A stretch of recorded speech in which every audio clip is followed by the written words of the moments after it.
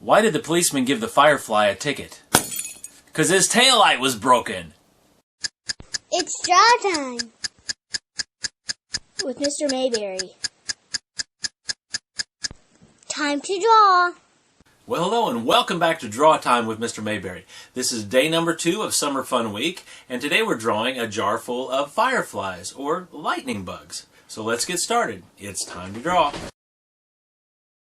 Okay, for this drawing today we're drawing a glass jar with fireflies, or lightning bugs. We used to call them lightning bugs most of the time. So what you might want to do to start off with is just to find a glass jar in your house. It doesn't have to be empty. It can have something in it. But you might look at it. There are different sizes and shapes. Pickle jars, baby food jars, any kind of jar like that will work. And we would use glass jars because you can actually see them lighting up as they're in there. But now if you use another kind of a container that you can't see through, then you can't really tell that the lightning bugs are in there. So that's why we use a glass jar.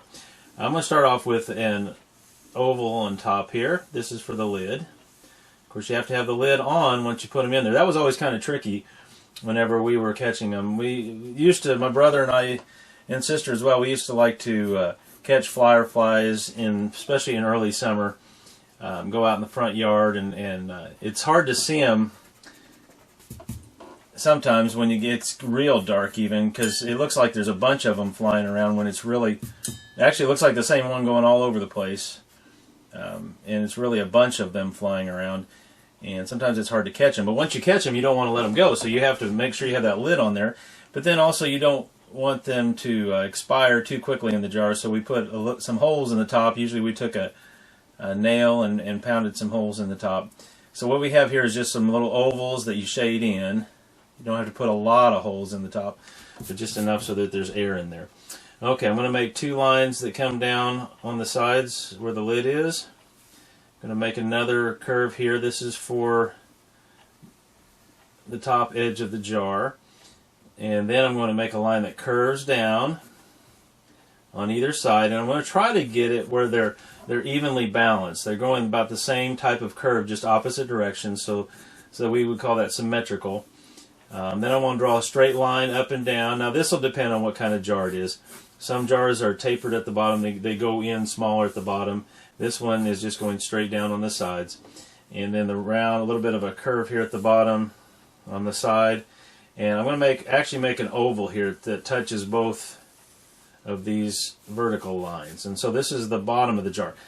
When we draw this lower edge, it's going to be darker because this is closer to us. We see it.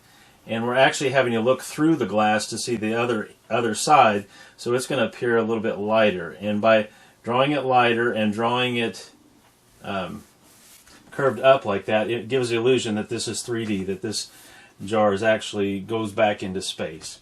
So this is the jar, and that's probably the hardest part of what we're doing today. The next part is to draw the fireflies, which I'm going to draw. This is more of a cartoony kind of version of the fireflies, because all you have to do is put a circle for the body, or an oval for the body, and then put 2 little wings on it. The actual fireflies have a little bit different shape than that. If you study one up close, you'll see. But for what we're doing today, I just want to do a simple kind of a cartoon drawing. And you can make as many fireflies in your jar, many lightning bugs in your jar as you want. But I'm going to start off, I think I'm just going to have 3 in this jar. And so this is what our drawing looks like for today. You can go ahead and color these in, and I'll show you that in the big picture. So this is what our drawing looks like for today, a jar of lightning bugs. Well, now that we know how to draw a jar full of lightning bugs, let's take what we've learned and see how we can add that to the big picture. Okay, here's our big picture. Yesterday we added this bicycle, and I taped it down. We're going to end up gluing it down at some point.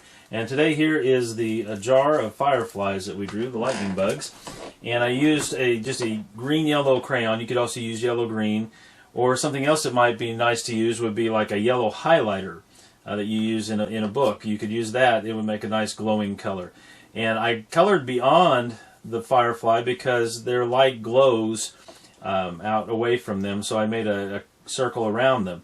Now, all three of these are glowing simultaneously, and you're probably not going to have that happen. One would be dark, the other ones might glow, or you'd have some kind of pattern that way where they wouldn't all be glowing at the same time.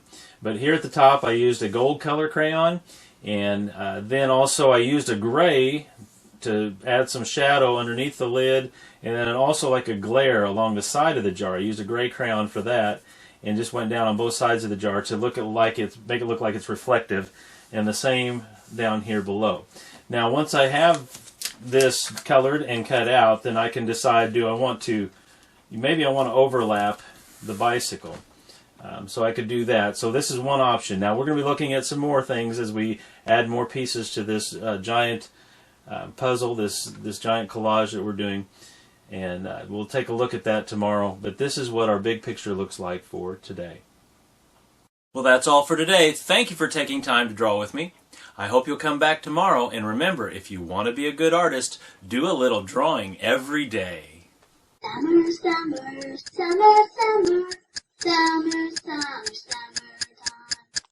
Oh yeah, that's a keeper.